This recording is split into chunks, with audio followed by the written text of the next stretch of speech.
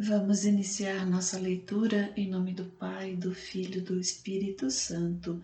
Amém. Meu Senhor e meu Deus, creio firmemente que estás aqui, que me vês, que me ouves.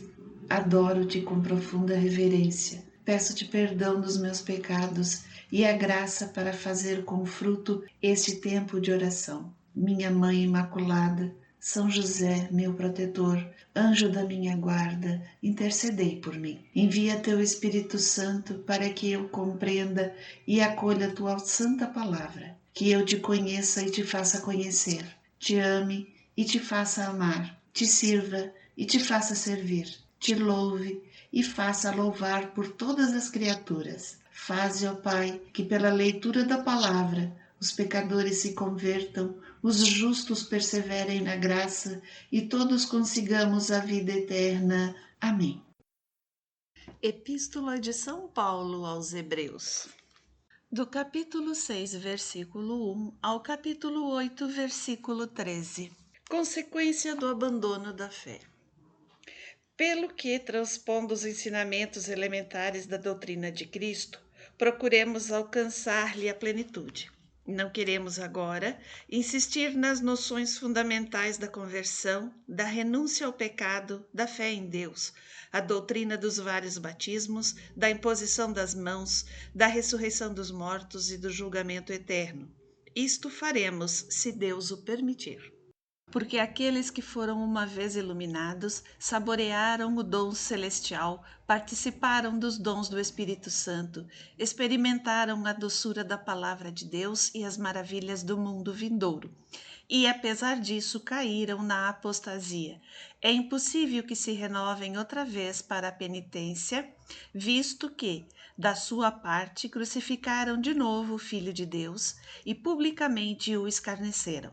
O terreno que recebe chuvas frequentes fornece ao agricultor boas searas é abençoado por Deus. O que produz só espinhos e abrolhos é abandonado, não demora que será amaldiçoado e acabará sendo incendiado.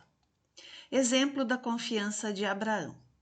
Embora vos falemos desse modo, caríssimos, temos a melhor ideia a vosso respeito e de vossa salvação. Deus não é injusto e não esquecerá vossas obras e a caridade que mostrastes por amor de seu nome. Vós que servistes e continuais a servir os santos.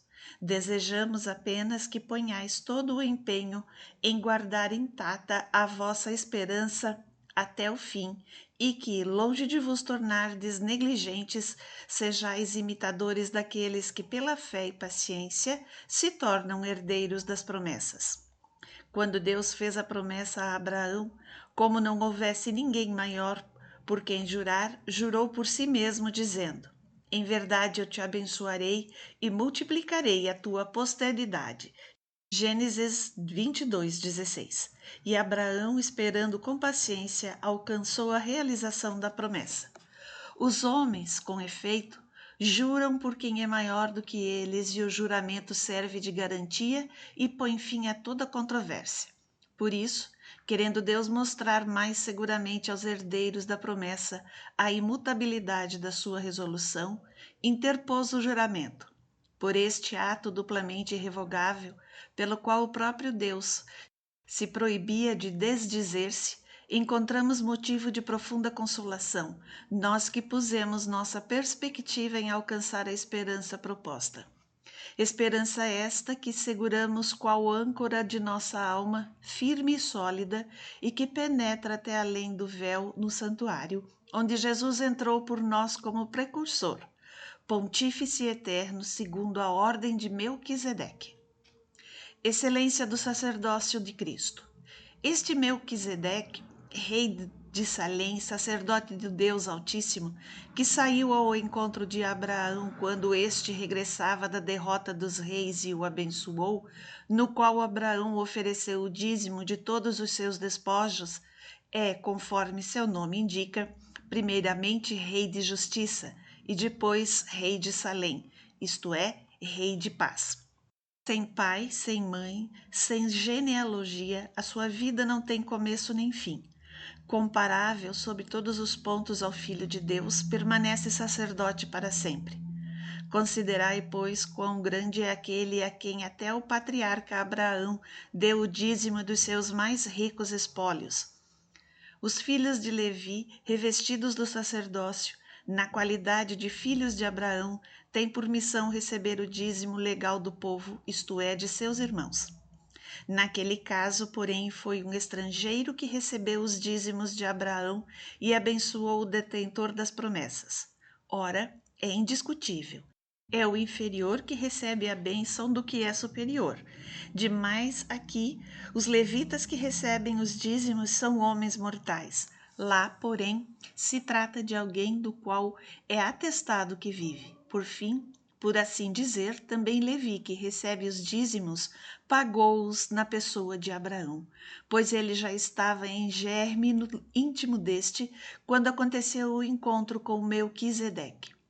Se a perfeição tivesse sido realizada pelo sacerdócio levítico, porque é sobre este que se funda a legislação dada ao povo, que necessidade havia ainda de que surgisse outro sacerdote segundo a ordem de Melquisedeque e não segundo a ordem de Arão?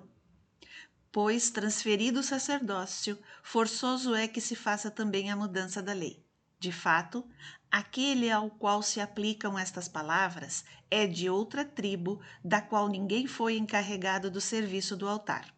E é notório que nosso Senhor nasceu da tribo de Judá, tribo a qual Moisés nada encarregou ao falar do sacerdócio.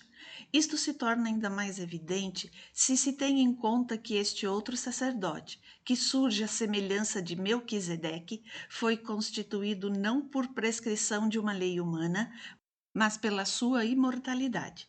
Porque está escrito: Tu és sacerdote eternamente, segundo a ordem de Melquisedeque. Com isso, está abolida a antiga legislação por causa de sua ineficácia e inutilidade, pois a lei nada levou à perfeição, apenas foi portadora de uma esperança melhor que nos leva a Deus. E isso não foi feito sem juramento. Os outros sacerdotes foram instituídos sem juramento. Para ele, ao contrário, interveio o juramento daquele que disse: Jurou o Senhor e não se arrependerá. Tu és sacerdote eternamente, e esta aliança, da qual Jesus é o penhor, é-lhe muito superior. Além disso, os primeiros sacerdotes deviam suceder-se em grande número, porquanto a morte não permitia que permanecessem sempre.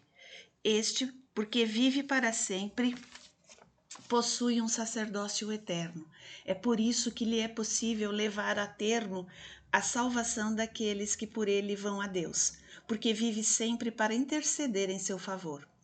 Tal é, com efeito, o pontífice que nos convinha, santo, inocente, imaculado, separado dos pecadores e elevado além dos céus, que não tem necessidade, como os outros sumos sacerdotes, de oferecer todos os dias sacrifícios, primeiro pelos pecados próprios, depois pelos do povo. Por isto o fez de uma só vez para sempre, oferecendo-se a si mesmo. Enquanto a lei elevava ao sacerdócio homens sujeitos à fraqueza, o juramento que sucedeu à lei constitui o Filho que é eternamente perfeito. Superioridade do novo santuário. O ponto essencial do que acabamos de dizer é este. Temos um sumo sacerdote que está sentado à direita do trono da majestade divina nos céus, ministro do santuário e do verdadeiro tabernáculo, erigido pelo Senhor e não por homens. Todo pontífice é constituído para oferecer dons e sacrifícios. Portanto, é necessário que ele tenha algo para oferecer. Por conseguinte, se ele estivesse na terra, nem mesmo sacerdote seria, porque já existem aqui sacerdotes que têm a missão de oferecer os dons prescritos pela lei. O culto que estes celebram é, aliás, apenas a imagem, sombra das realidades celestiais, como foi revelado a Moisés quando estava para construir o tabernáculo. Olha, foi-lhe dito, faze todas as coisas conforme o modelo que te foi mostrado no monte.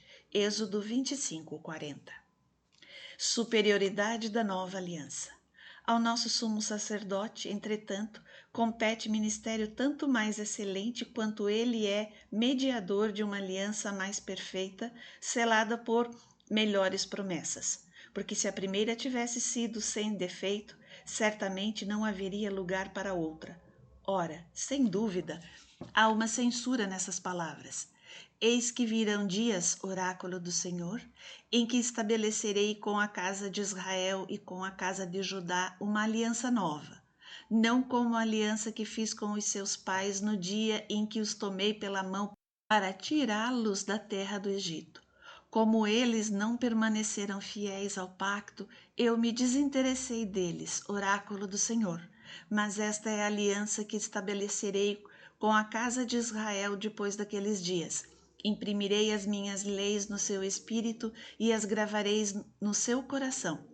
Eu serei seu Deus e eles serão meu povo. Ninguém mais terá que ensinar a seu concidadão, ninguém a seu irmão, dizendo: Conhece o Senhor, porque todos me conhecerão, desde o menor até o maior. Eu lhes perdoarei as suas iniquidades e já não me lembrarei dos seus pecados. Jeremias 31, 31, 34. Se Deus fala de uma aliança nova, é que ele declara antiquada a precedente. Ora, o que é antiquado e envelhecido está certamente fadado a desaparecer.